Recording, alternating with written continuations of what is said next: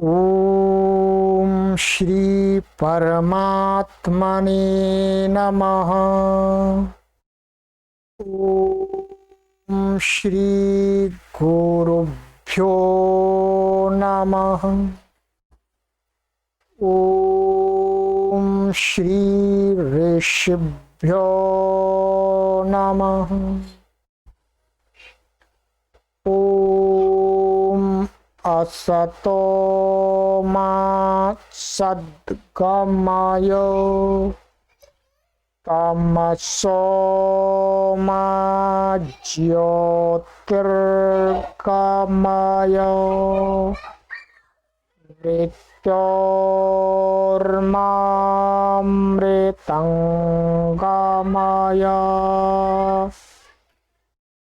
ओम शांति शांति शांति।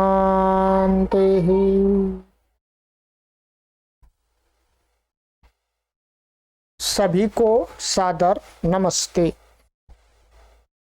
देववाणी संस्कृतम YouTube channel पर गीता श्लोकोच्चारण शुद्धिकरणम की इस श्रृंखला में आप सभी गीता प्रेमियों का, धर्म प्रेमियों का, संस्कृत प्रेमियों का हार्दिक अभिनंदन करते हैं। मित्रों, हम निरंतर आपको गीता के श्लोकों का शुद्ध उच्चारण सिखाते चले आ रहे हैं और गीता के श्लोकों पर विशिष्ट आपको व्याख्यान भी दे रहे हैं। सरल शब्दों में जीवन के लिए उपयोगी बातें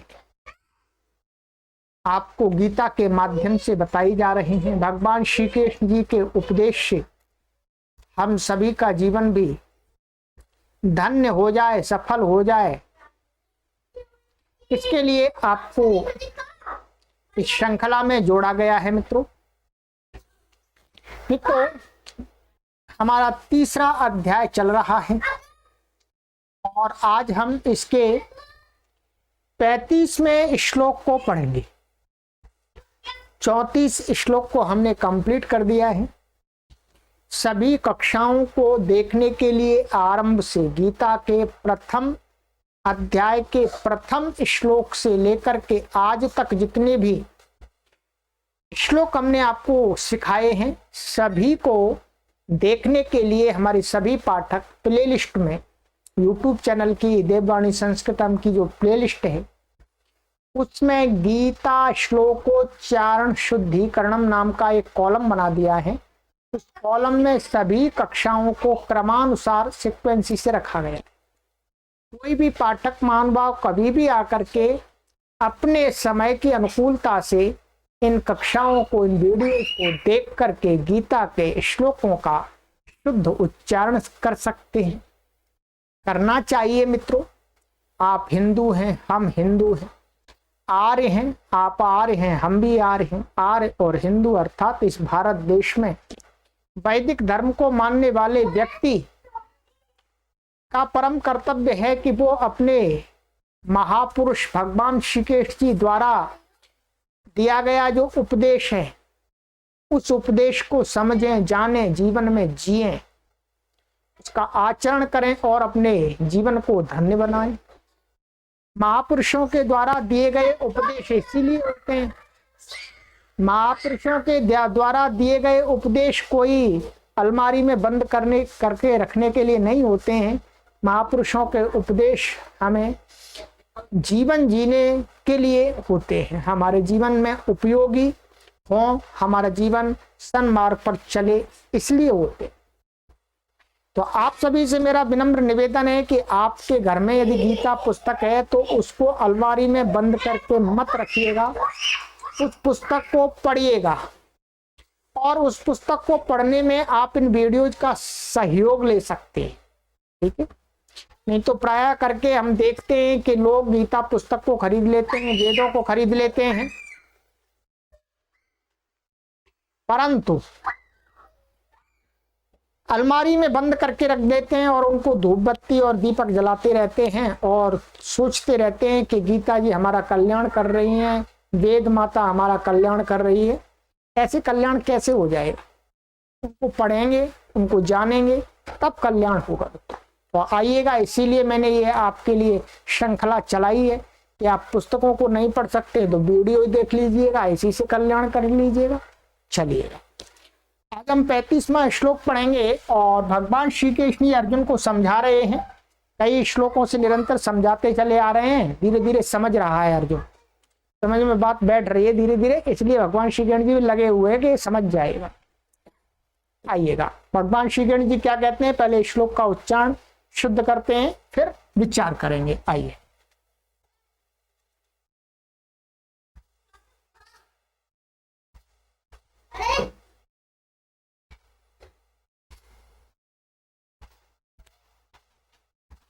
बोलिएगा।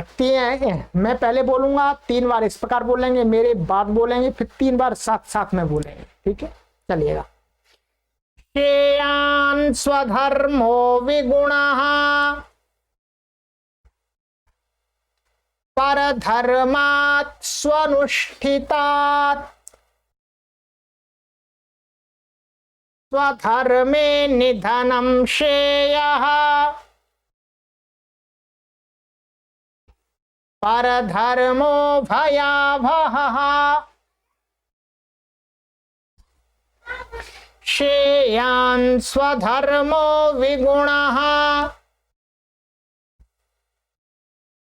परधर्मात् स्वनुष्ठितात्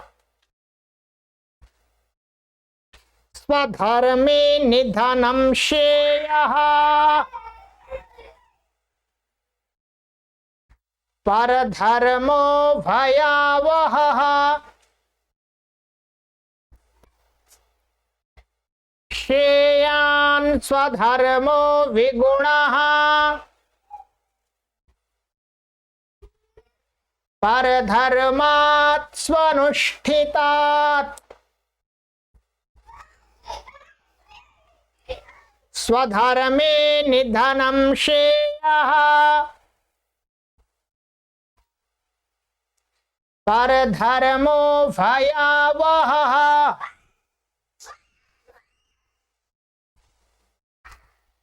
चलिएगा, ये 3 बार आपने मेरे पीछे बोला है और 3 बार आप मेरे साथ में बोलेंगे।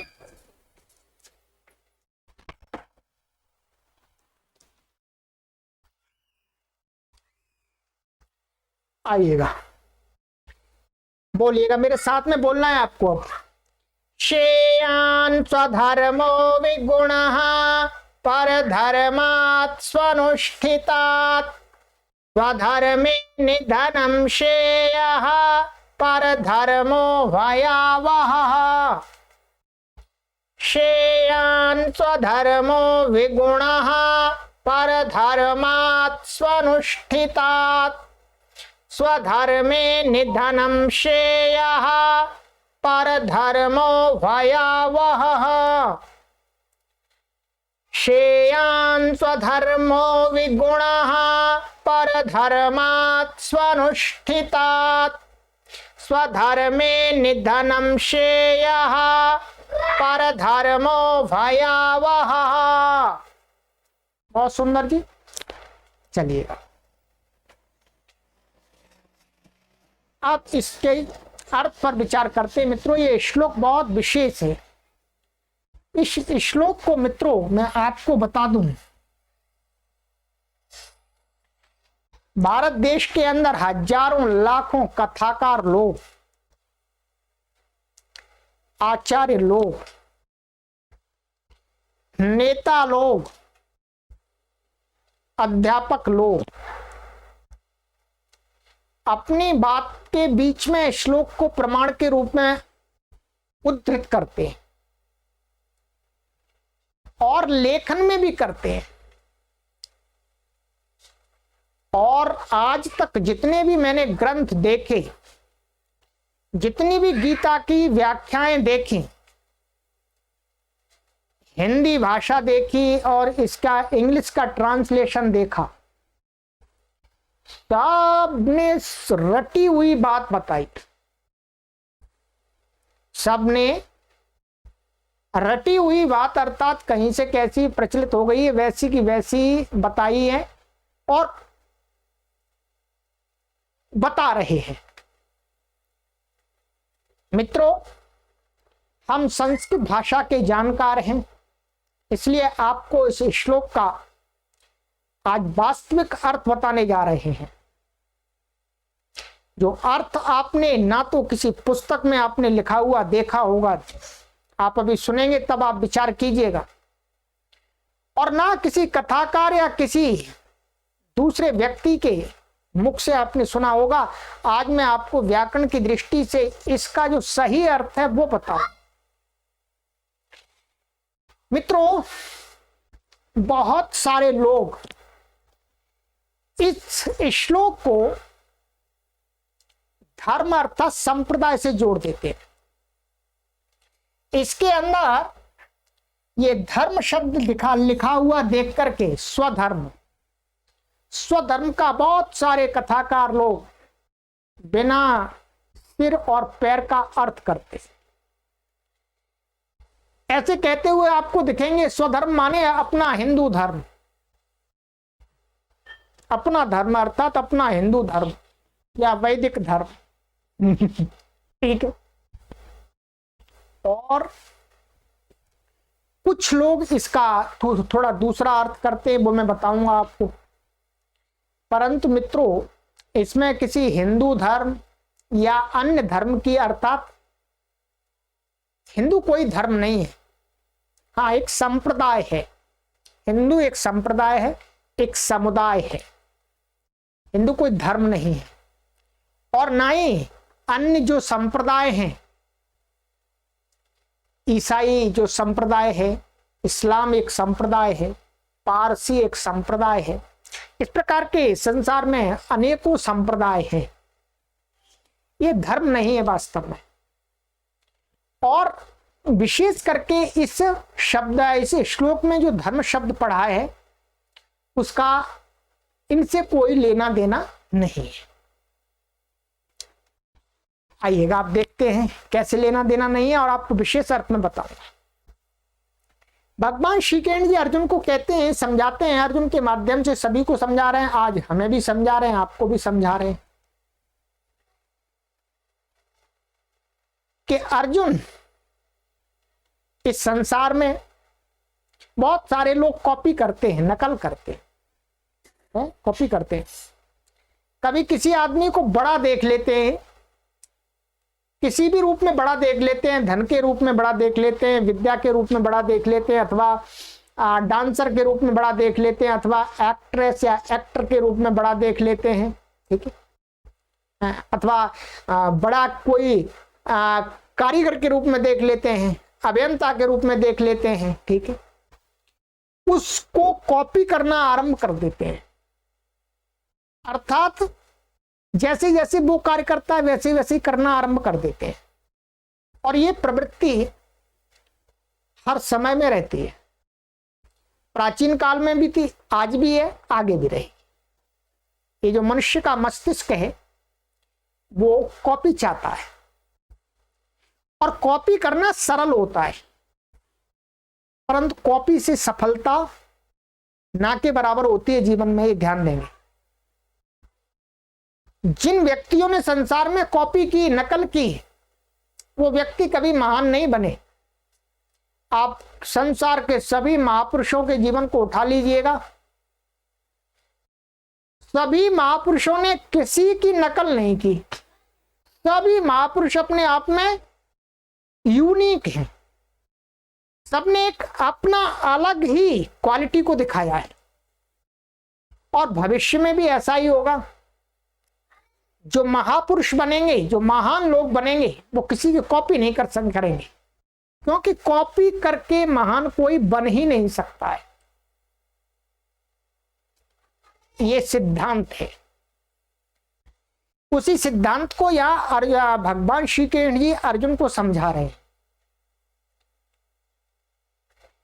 अर्जुन के अंदर कहीं पर कॉपी करने का कुछ एक गुण उभरा आया है, उसको बता रहे हैं, उसके प्रति सचेत कर रहे हैं।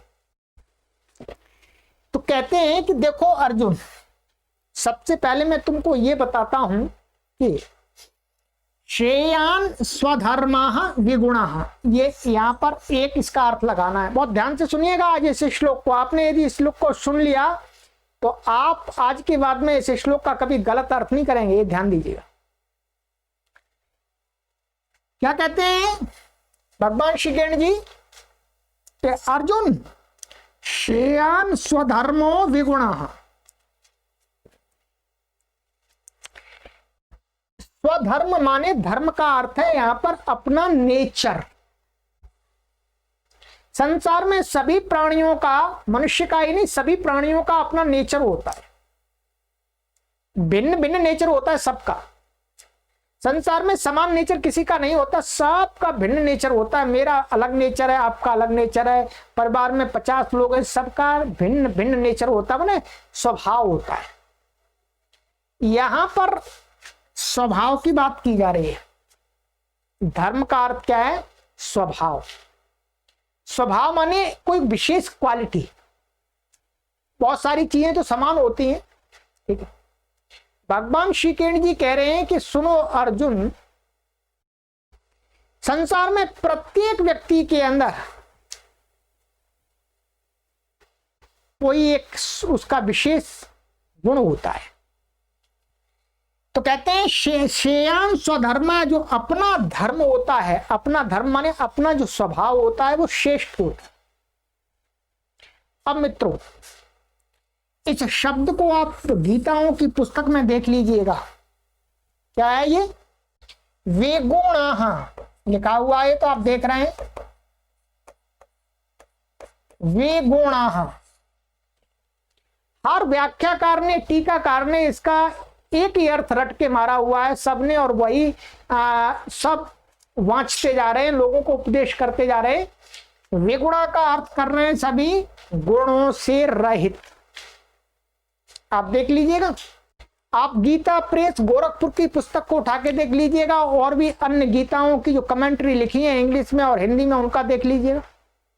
आपको यही मिलेगा कि गुणों से रहित, हाँ गुणों से रहित, गुणों से रहित अपना धर्म श्रेष्ठ होता है, ऐसा आपको लिखा हुआ मिलेगा। परंतु जो विगुण है शब्द है, इसका सही अर्थ न जानने के कारण से लोग ऐसा अर्थ करते हैं। विगुण है शब्द के व्याकरण की दृष्टि से, क्या व्याकरण की दृष्टि से ग्रामेटिकली दो प्रकार से अर्थ होता है, ठीक है। देखिएगा, मैं आपको लिख करके बताऊंगा कैसे होता है। ये विगुण शब्द है,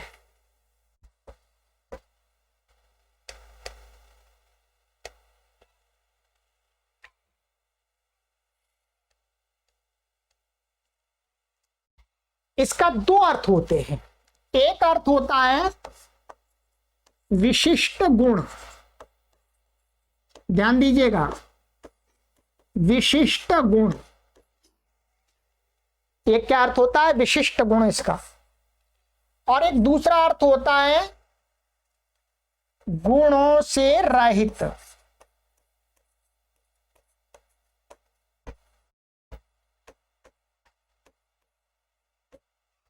ठीक है, दोनों अर्थ होते हैं। कैसे होते हैं ये भी मैं आपको समझा देता हूं। जब आप संस्कृत, ये संस्कृत का शब्द आप देख रहे होंगे, इसकी जो व्युत्पत्ति करते हैं, अर्थात इसका अर्थ निकाल के लाते हैं, तो दो प्रकार से निकलता है। कैसे निकलता है? एक निकलता है इसका विशिष्टाः, वो ऐसे,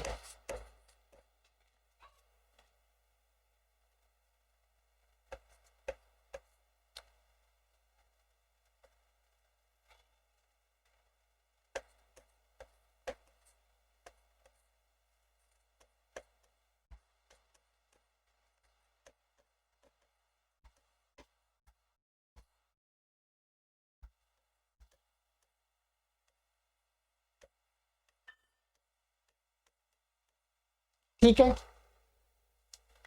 विशिष्टा गुणा यस्मिन् स विगुण, माने विशेष गुण है जिसके अंदर वो, उसको कहा जाता है विगुण। ध्यान दीजिएगा।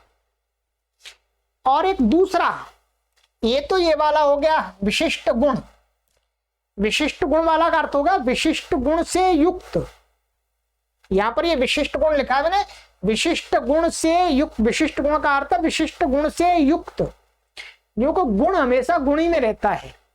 क्या? गुण हमेशा गुणी में रहता है। और जब ए वाला करेंगे तो इसका विग्रह करेंगे विगताः गुणाः यस्मात्।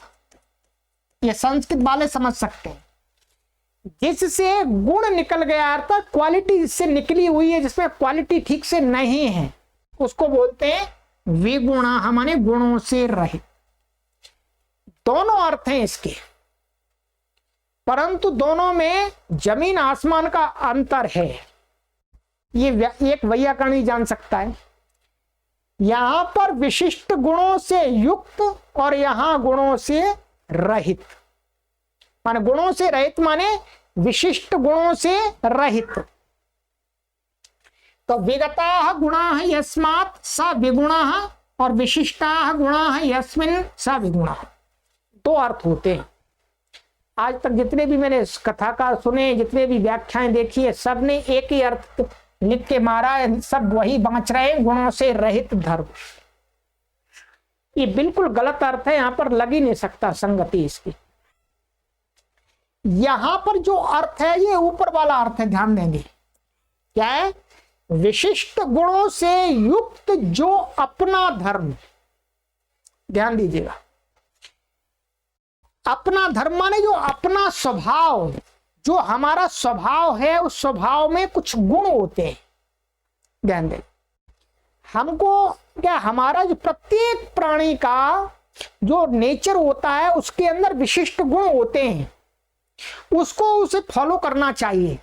अपने धर्म के जो विशिष्ट गुणों वाला जो धर्म है, जो नेचर है, उसको अपनाना चाहिए, ऐसा कहना चाह रहे हैं भगवान श्री कृष्ण जी। परंतु लोगों ने इस अर्थ का शीर्षासन करा दिया, उल्टा अर्थ कर दिया। कहा कि अपना गुणों से रहित अपना जो स्वभाव है उसको ही पीछे पीछे उसके फॉलो करना चाहिए, ऐसा कर दिया। और कुछ ने ऐसा कर दिया कि अपने धर्म को ही अपनाना चाहिए, अर्थात अपने जो हिंदू धर्म है उसी को अपनाना चाहिए, दूसरे को छोड़ना। ये बिल्कुल गलत अर्थ है। भगवान श्री कृष्ण जी कह रहे हैं कि अर्जुन सुनो, स्व माने प्रत्येक मनुष्य का अपना जो धर्म माने नेचर है, उसके अंदर जो विशिष्ट गुण से युक्त है वो श्रेष्ठ होता है। उसको अपनाना मनुष्य के लिए हितकारी है, कल्याणकारी है, वो उसकी मनुष्य की नैया पार लगाता है। और परधर्मात् स्वनुष्ठितात्, परंतु दूसरे का, परधर्मात् स्वनुष्ठितात्, इसका अर्थ है दूसरे का जो हमको, उसका जो स्वभाव है, उस प्रत्येक मनुष्य के अंदर कोई ना कोई विशेष गुण होता है। मूर्ख व्यक्ति होता है, उसके अंदर भी कोई क्वालिटी होती है किसी क्षेत्र में। तो यहां कह रहे हैं दूसरे का जो विशिष्ट गुण होता है उसका अनुकरण करने से, उसका आचरण करने से अच्छा है। मनुष्य को क्या करना चाहिए कि अपना जो धर्म विशेष गुण वाला है उसको आचरण में लाना चाहिए। पहले अपनी क्वालिटी को पहचानना चाहिए। आजकल भी तो ऐसा ही होता है, माता पिता अपने बच्चों पर दूसरे का धर्म थोपते हैं, दूसरे का नेचर थोपते हैं।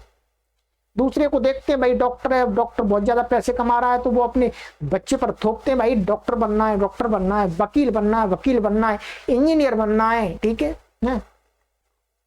मैकेनिक बनना है, ठीक है, टीचर बनना है, जबरदस्ती थोपते हैं।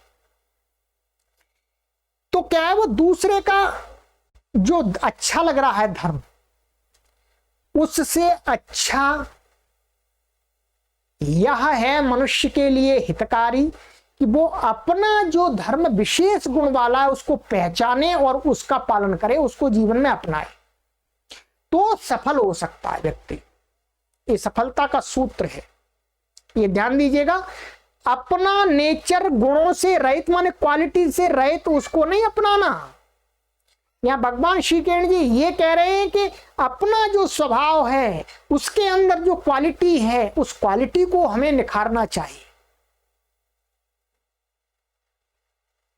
हर व्यक्ति के अंदर कोई कला होती है, मेरे अंदर भी कोई कला है, आपके अंदर भी कला है, सबके अंदर कला है, सभी स्त्रियों पुरुषों के अंदर, बालकों के अंदर, सभी के अंदर कोई न कोई विशेष कला होती है, विशेष गुण होता है। उसको पहचान करके उस पर हमको पुरुषार्थ करना चाहिए, परिश्रम करना चाहिए। भगवान श्री कृष्ण जी ये कह रहे हैं। दूसरे के विशिष्ट गुण को देख करके, अच्छे उसकी क्वालिटी को देख करके, उसके नेचर को देख करके हम वैसा बनना चाहें तो सफलता मुश्किल है, कठिन है। कहते हैं कि आगे बहुत मैंने बता दिया, विस्तार से और बताऊंगा अभी। स्वधर्मे निधनम श्रेयः, क्योंकि जो अपना विशेष धर्म है, अपना विशेष गुण है, उसको जीवन में अपनाना क्या है, उसमें निरंतर उसी में रहते माने अपने गुण को ही निखारते जाना, उस क्वालिटी को, उसमें ही जीवन का यापन माने निधनम माने मृत्यु पर्यंत उसी में रहना, उसी को अपनाना क्या है, श्रेयः माने सफलता देने वाला है, कल्याणकारी है। स्वधर्म, स्वधर्म माने अपना हिंदू धर्म और ईसाई धर्म, इस्लाम धर्म, ये वाली बातें नहीं है इसके अंदर। क्योंकि भगवान श्री कृष्ण जी के समय में तो ना तो हिंदू धर्म था, हाँ वैदिक धर्म था, सत्य सनातन वैदिक धर्म तो था, पर हिंदू धर्म तो नहीं था। ना इस्लाम था, ना ईसाई धर्म था, ना पारसी आदि कोई भी धर्म थे ही नहीं। तो 5000 साल पहले का गीता का उपदेश है और ये सारे बाद के हैं। तो इन धर्मों की तो कोई बात ही नहीं हो सकती, सीधी बात है। ठीक है, धर्म का अर्थ है नेचर, स्वभाव। कहते हैं मनुष्य को अपने जो विशेष गुणों वाला जो नेचर है उसमें ही जीवन यापन करके मरना कल्याणकारी होता है, सफलता देने वाला होता है। और कहते हैं परधर्मो भयावह, जो दूसरे का नेचर है उसको अपनाना बहुत खतरनाक होता है। इसलिए देखिए आज के मनोवैज्ञानिक हैं, जो साइकोलॉजिस्ट हैं, वो भी क्या कहते हैं, वो ये कहते हैं कि आप अपने बालकों पर दबाव मत डालिएगा कि आपको ऐसा बनना है, ऐसा बनना है। उनके अंदर के गुण को पहचानिएगा, उनके अंदर क्वालिटी क्या है, वो उनके अंदर कौन सी स्किल हम डाल सकते हैं, डेवलप कर सकते हैं। तो परधर्म भयावह, भाई दूसरे की कॉपी करना तो बहुत खतरनाक है, कभी भी नैया डुबो सकता है। भयावह शब्द ने ये क्लियर कर दिया कि दूसरे के कॉपी किए हुए काम में, स्वभाव में सफलता 100% नहीं है, नहीं है, नहीं है, ये कर दिया। अब आपको और हमें इस गीता के श्लोक से समझना है। अर्जुन को तो समझा रहे हैं भगवान श्री कृष्ण जी। भगवान श्री कृष्ण जी ने यही समझाया कि तुम्हारा जो वास्तविक जो नेचर है, स्वभाव है, स्वभाव है, वो क्या है, सन्यासी होने का नहीं है, जंगल में जाने का नहीं है। इसको पहचानो। तुम कॉपी कर रहे हो, तुमको अभी अच्छा लग रहा है कि ये साधु महात्मा तो बहुत शांति से जीवन जीते हैं, ठीक है, परंतु साधु महात्माओं के नेचर को देख करके, स्वभाव को देख करके तुम उसको अपनाना चाह रहे हो, ये बहुत खतरनाक है। तुम्हारा धर्म क्या है, तुम क्षत्रिय हो, तुम्हारा धर्म है युद्ध करना, युद्ध की वृत्ति तुम्हारा धर्म है, धर्म के लिए युद्ध करना, उसको पहचानो।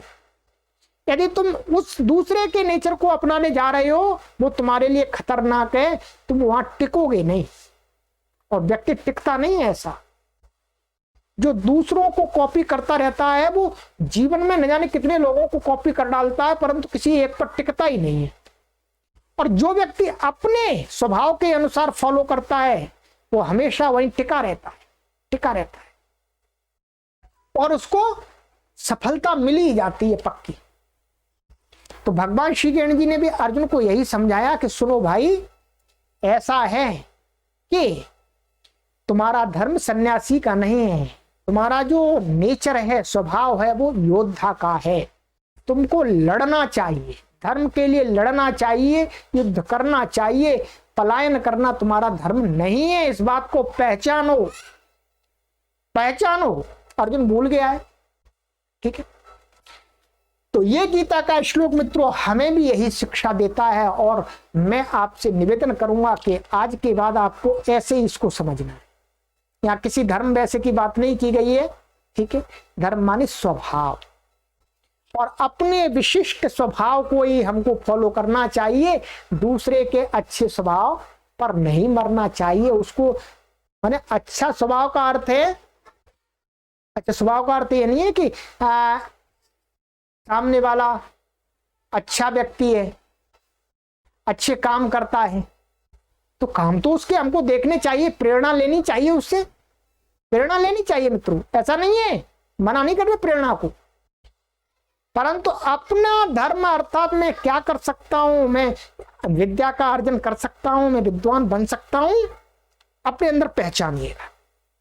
हमने अपने गुण को पहचान लिया और हम उसी पर चल रहे हैं, उसी पर चल रहे, ठीक है। चलिएगा, आइएगा एक बार और उच्चारण कर लेते हैं मित्रों, बोलिएगा मेरे साथ। श्रेयान् स्वधर्मो विगुणः परधर्मात् स्वनुष्ठितात् स्वधर्मे निधनं श्रेयः परधर्मो भयावहः। श्रेयान् स्वधर्मो विगुणः परधर्मात् स्वनुष्ठितात् स्वधर्मे निधनं श्रेयः परधर्मो भयावहः। श्रेयान् स्वधर्मो विगुणः परधर्मात् स्वनुष्ठितात् स्वधर्मे निधनं श्रेयः परधर्मो भयावहः।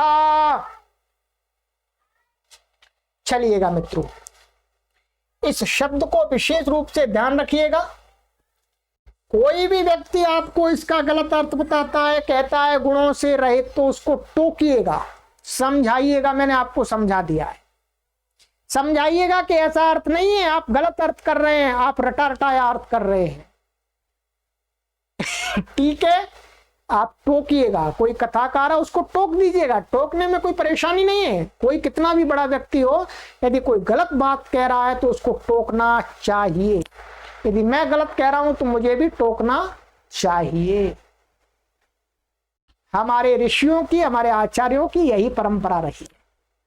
तो आइएगा मित्रों, मैं व्याकरण शास्त्र का एक अच्छा जानकार हूं, इसलिए आपको सही सही अर्थ बताने का प्रयास करता हूं। क्योंकि प्राय करके मैं देख रहा हूं कि जो संस्कृत के शास्त्रों पर जो लोग बिना संस्कृत को पढ़े हुए कार्य करते हैं, तो वो संस्कृत के भाव को ना समझ करके कुछ अपना ही उसमें राम कथा जोड़ देते हैं, तो वो गलत हो जाता है, वो गलत चल पड़ता है। सामान्य जनता उसको समझ नहीं पाती है। इसलिए विगतः का अर्थ यहां पर क्या है? विशिष्ट गुण से युक्त अपना धर्म, अपना नेचर, अपना स्वभाव। अपना स्वभाव गुणों से रहित को कोई फॉलो करेगा तो मानिएगा उसकी नैया कैसे पार लगेगी, बताइएगा, लग जाएगी क्या? मैं अपने उस स्वभाव को फॉलो करने लगूं जिसमें क्वालिटी नहीं है तो क्या मैं सफल हो जाऊंगा? कोई बुद्धिमान व्यक्ति इस बात को मान सकता है क्या? नहीं मान सकता, नहीं मानना चाहिए। अरे गुणों से रहित अपने धर्म को फॉलो करके करेगा क्या? ठीक है, क्या करेगा उसका? अपनी हानि करेगा। पर भगवान श्री कृष्ण जी हानि के लिए तो नहीं बोल रहे। इसलिए विगता का, वो विगुणा का अर्थ है विशिष्ट गुण वाला अपना धर्म को अनुसरण करना चाहिए, उसका आचरण करना चाहिए, तभी नैया पार लगेगी, तभी कल्याण होगा मित्रों। ठीक है, चलिए आगे के श्लोक में मिलते हैं मित्रों। 35वां श्लोक हो गया। आगे का श्लोक है हमारा, अब अर्जुन पूछेगा। भगवान श्री कृष्ण जी ने अपनी बात पूरी कर दी, फिर अब अर्जुन अपना प्रश्न करेगा, फिर भगवान श्री कृष्ण जी फिर उत्तर देंगे।